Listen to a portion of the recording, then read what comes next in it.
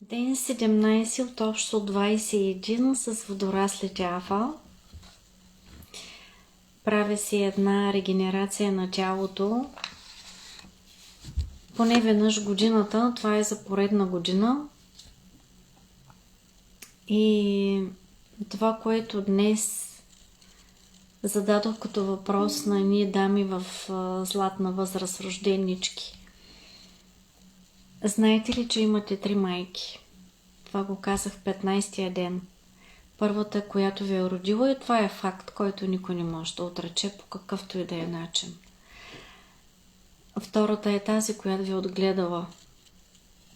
И не винаги тя е рождената. И тя е тази, която е поела отговорността до определена възраст за вашето здраве и изобщо за вас като личност, като човек. И ги запитах, коя е третата майка, която е от мига на раждането и е до мига на вашето съществуване в физическото тяло на тая душа, която носите. Не можаха да ми отговорят. Им казах тази, която е до вас денонощно. Тази, която се грижи за вас, тази, която взима решенията. Кое е най-доброто за вас? Кое е най-важното до вас? С какво да си храните? Какво да пиете? Какво да направите? Къде да отидете? Какво да работите? Какво ви харесва? Кое не ви допада? Какво искате от този живот? Не можаха да ми отговорят. До момента, в който им дадох отговора. Това сте вие самите сами за себе си. Вие сте си третата майка и тя е най-важната. Защото вие сте тези, които поемате отговорност за своя си живот.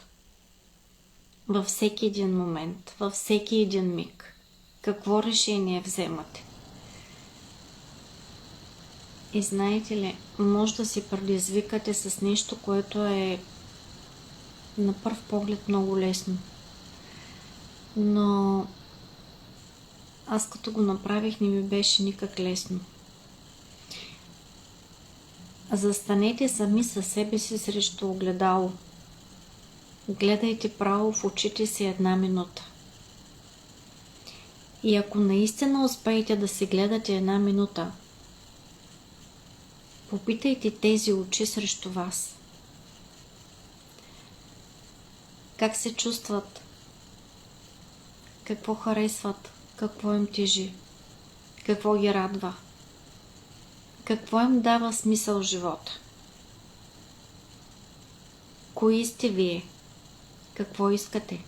Какво обичате? И тогава човек спира да задава въпроси и започва да търси само отговори и ги получава. Стъпка по стъпка. Независимо на каква възраст е, във всеки един миг има смисъл.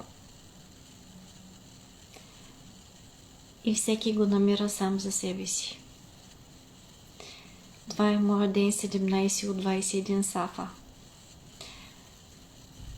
Ако съм ви докоснала, може да ме потърсите. Бъдете здрави!